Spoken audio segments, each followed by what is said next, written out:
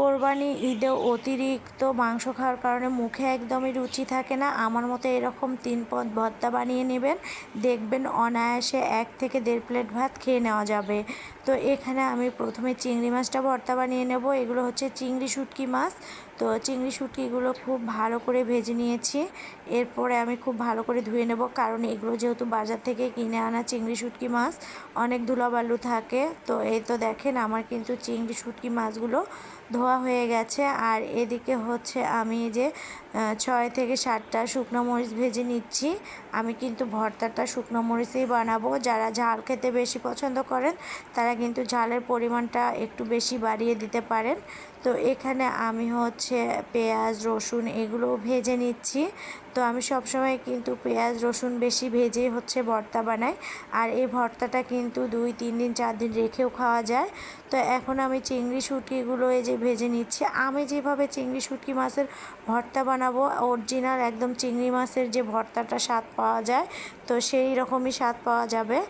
এদিকে আমি এই যে চিংড়ি শুটকিটা ভর্তা বানানোর জন্য রসুন পেঁয়াজ শুকনো মরিচ কিন্তু একসাথে বেটে নিচ্ছি। আমি কাজটা সহজ করার জন্য কিন্তু একসাথে বেটে নিলাম। এরপরে আমি ভেজে রাখা চিংড়ি শুটকিগুলোও দিয়ে দেবো। তো দেখেন মনে হচ্ছে না যে এগুলো চিংড়ি শুটকি মাছ, অথচ মনে হচ্ছে যে এগুলো কাঁচা চিংড়ি মাছ। তো এর স্বাদটাও কিন্তু কাঁচা চিংড়ি মাছের মতোই আসবে। আমি কিন্তু ভর্তাতে বেশিরভাগ সময় কাঁচা পেঁয়াজটা ব্যবহার করি না, যেহেতু আমি হচ্ছে এই ভর্তাগুলো রেখে দিয়ে সবাইকে দেবো বা খাবো। আর এই তো দেখেন কতটা লোভনীয় হয়েছে ভর্তাটা। এখন আমি দ্বিতীয় ভর্তাটা বানিয়ে নেব। এখানে আমি আজকে দ্বিতীয় ভর্তাটা বানাবো বটবটি আর আলু দিয়ে। তো এখানে আমি বটবটি আলুগুলো সিদ্ধ দিয়ে দিচ্ছি। এখন আমি দিয়ে দেবো, এরপরে দিয়ে দেবো হালকা করে একটু সয়াবিন তেল, আপনারা চাইলে সরিষার তেলও দিতে পারেন। এরপর দিয়ে দেবো হচ্ছে পেঁয়াজ কুচি, এরপরে দিয়ে দেবো মরিচের ফালি, এরপরে আমি দিয়ে দেবো রসুনের কোয়া। রসুনের কোয়াটা আমি একটু কম করে দিয়েছি। তো যেহেতু আমি হচ্ছে রসুন পেঁয়াজটা আরও ভেজে নেব, তার জন্য এখানে আমি দিয়ে দেবো সামান্য স্বাদ মতো লবণ, তারপরে দিয়ে দেবো হলুদের গুঁড়া, দিয়ে বেশ কিছুক্ষণ নেড়ে চেড়ে নেব। আর একটু হলুদের গুঁড়ো দিয়ে দিলাম এই কারণে যাতে যেন ভর্তার কালারটা অনেক সুন্দর হয় এবং লোভনীয় হয়। তো দেখেন আমার কিন্তু এখানে উল্টে নেওয়া হয়েছে। এখন আমি হচ্ছে সামান্য একটু পানি দিয়ে কিন্তু হচ্ছে সিদ্ধ দিয়ে দেব। একদমই বেশি পানি দেব না, যেহেতু বটবটি সিদ্ধ হতে তো বেশিক্ষণ সময় লাগে না। তো আলুটাও আমি পাতলা করে কেটে নিয়েছিলাম।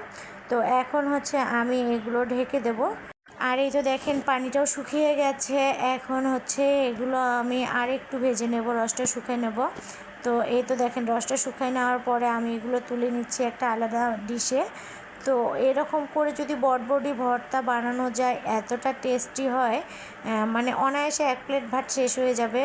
তো এখন আমি হচ্ছে বটবটি ভর্তার জন্য এখানে রসুন পেঁয়াজ কিন্তু আবারও ভেজে নিচ্ছি, কারণ এভাবে ভেজে কিন্তু ভর্তা বানালে দ্বিগুণ স্বাদ হবে। তো এখানে রসুনের পরিমাণটা একটু আমি কমে দিয়েছি, 6 থেকে 7টা রসুনের কোয়া দিয়েছি, আপনারা চাইলে পরিমাণটা বাড়িয়ে দিতে পারেন। আর এই তো দেখেন এগুলো কিন্তু আমার হচ্ছে ভাজা হয়ে গেছে।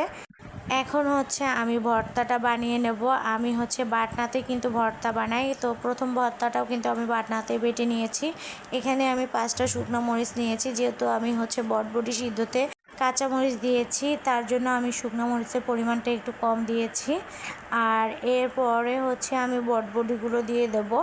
তো বটবটি ভর্তা যারা এখনও খাননি তারা কিন্তু অবশ্যই বটবটি ভর্তাটা বাড়িতে বানিয়ে খেয়ে দেখবেন, অনেকটাই স্বাদের এবং অনেকটাই দুর্দান্ত লোভনীয়। তো এখন আমি হচ্ছে এই বটবটিগুলো খুবই ভালো করে বেটে নেব। আর এই তো দেখেন আমার কিন্তু বাটাবাটি হয়ে গেছে। এখন আমি ভেজে রাখা রসুন আর পেঁয়াজটা দিয়ে দেবো। এটা দিলে কিন্তু আরও মানে দ্বিগুণ পরিমাণে স্বাদ হবে। আর এই তো এগুলো সহ কিন্তু বেটে নিচ্ছি। আর এই তো দেখেন আমার ভর্তাটা কিন্তু বানানো হয়ে গেছে। এখন আমি খাঁটি সরিষার তেল একটু দিয়ে দেবো। আর এই তো দেখেন কতটা স্বাদের এবং লোভনীয় হয়েছে। আর এরকম ভর্তা থাকলে পরিবারের লোকজন কিন্তু অনেকটাই খুশি থাকবে। এখন আমি তৃতীয় ভর্তাটা বানিয়ে নেব। এখানে আমি হচ্ছে কালো জিরা দিয়ে দিলাম। তো কালো জিরা দিয়ে দেওয়ার পরে আমি এখন কালো জিরাগুলো ভেজে নেব। কালো জিরা কিন্তু আমি যেভাবে ভর্তা বানাবো একদমই তিতা লাগবে না। আর সব সময় কিন্তু মাথায় রাখবেন কালো জিরা আমাদের শরীরের জন্য অনেকটাই উপকারী, শরীরের বিষ বেদনার জন্য কিন্তু অনেক উপকারী। আর এই তো হচ্ছে কালো জিরাটা কিন্তু আমি খুবই হালকা আঁচে ভেজে নিচ্ছি। কালো জিরাটা একদমই বেশি ভেজে নেবেন না, তাহলে তিতা হয়ে যাবে বা পুড়ে যাবে। আর এই তো দেখেন আমার কালো জিরাটা ভাজা হয়ে গেছে। এখন আমি হচ্ছে দিয়ে দিলাম সরিষার তেল।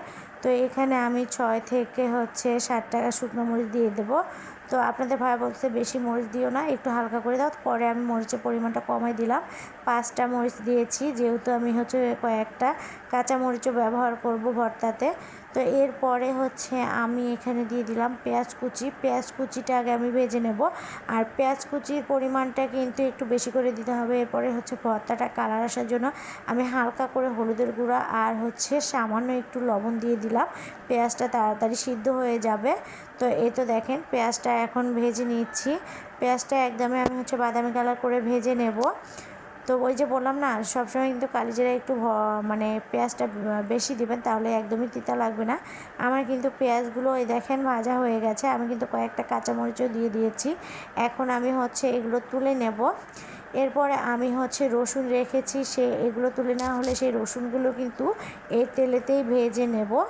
আর যেহেতু পেঁয়াজের পরিমাণ, এই জন্য পেঁয়াজটা আমি আলাদা করে ভেজে নিয়েছি। আর এখানে দেখেন রসুনের পরিমাণটাও আমি কিন্তু বাড়িয়ে দিলাম। রসুনের পরিমাণটা কিন্তু আপনারা চাইলে বেশি করে দিতে পারেন, ভর্তাটা যাতে যেন তিতা না লাগে। আর এই তো বেশ কিছুক্ষণ এগুলো ভেজে নিচ্ছি। তো আমার এই ভর্তার ভিডিওগুলো যদি আপনাদের কাছে ভালো লেগে থাকে তাহলে অবশ্যই লাইক কমেন্ট শেয়ার করে পাশে থাকবেন। চ্যানেলটি সাবস্ক্রাইব করতে একদমই ভুলবেন না। আর এই তো আমার সব কিছু ভাজা শেষ। এখন কিন্তু কালো জিরাগুলো ভর্তা বানিয়ে নেব। তার জন্য আমি এখানে ব্লেন্ডারে কালো জিরাগুলো গুঁড়ো করে নেব। আর আপনারা চাইলে হামুতে বা শিলপাটাতেও বেটে গুঁড়ো করে নিতে পারেন। আমার কাছে এটা সহজ মনে হয়, তো আমি সহজ পদ্ধতিতে আর কি কালো জিরাগুলো গুঁড়ো করে নিলাম। আর এই তো দেখেন একদম মিহি হয়ে গেছে। অনেকেই কিন্তু মিহি ভর্তাটা পছন্দ করে না, বা আস্ত কালোজিরা ভর্তাটা পছন্দ করে। আপনারা চাইলে কিন্তু আস্ত ভর্তা বানাতে পারেন। আর এখানে আমি শুকনো মরিচগুলো বেটে নিচ্ছি সামান্য একটু লবণ দিয়ে। তো যেহেতু আমি পেঁয়াজ ভাজাতে লবণ দিয়েছি, তার জন্য সামান্য করে লবণ দিয়েছি। এরপরে আমি রসুনগুলো সহ মরিচগুলো আবারও বেটে নেব। তো রসুনগুলো বাটা হয়ে গেলে আমি পেঁয়াজগুলো ভেজে রেখেছি, সেই পেঁয়াজগুলো দিয়ে দেবো একসাথে। তো আসলে এতগুলো বাটা যাবে না, যেহেতু না ছোট, তার জন্য এখন আমি পেঁয়াজ কুচিগুলো দিয়ে দেবো। পেঁয়াজ কুচিগুলো কিন্তু আমি এখন বেটে নেব। তো বেটে নেওয়া হয়ে যাওয়ার পরে এখন আমি দিয়ে দেবো কালো জিরার গুঁড়াগুলো। সব সময় কিন্তু কালো জিরার গুঁড়ার পরিমাণটা ভর্তায় কিন্তু কম দিবেন, তাহলে তিতা লাগবেই না, আর খেতে এতটা মজার হবে বা মিষ্টি মিষ্টি লাগবে। আর এই তো দেখেন আমার এগুলো বাটা হয়ে গেছে। এখন আমি কালো জিরা গুঁড়োগুলো দিয়ে দিলাম, দিয়ে এগুলো এখন বেটে নেব বেশ কিছুক্ষণ। তো এই তো দেখেন, তো আমার এই ভর্তাগুলো আপনাদের কাছে কেমন লেগেছে অবশ্যই কিন্তু কমেন্ট করে জানাতে ভুলবেন না। আর এই তো দেখেন কতটা লোভনীয় হয়েছে। তো আমার এই 3 পদের ভর্তার রেসিপিগুলো যদি আপনাদের কাছে ভালো লেগে থাকে তাহলে অবশ্যই ভিডিওটি শেয়ার করে পাশে থাকবেন। তো আর এই তো দেখেন হাতে কিন্তু তেল লেগে আছে, আমি তেল একদমই ব্যবহার করব না এই ভর্তাটাতে। তো সবাই ভালো থাকবেন, সুস্থ থাকবেন, আল্লাহ হাফেজ।